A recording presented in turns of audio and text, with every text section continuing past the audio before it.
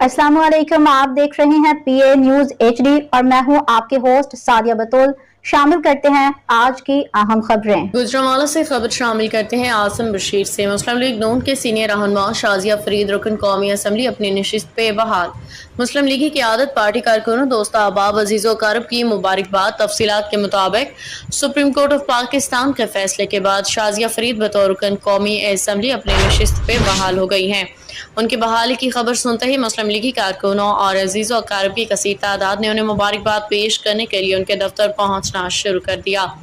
मुबारकबाद देने के लिए आने वालों में समडियाल ढलम बलगन से राना इरफान खान, रियाज अहमद तारड़, कलीमुल्लाह बट, हाफिजाबाद से मुख्तार अहमद सखी बट, मलिक असलम, राय शबीर, इजाज मुंज, फरीद मुंज, रजा मुंज, अफजाल मुंज, जीशान मुंज, खालिद मुंज, हैदर मुंज और दीगर शामिल हैं।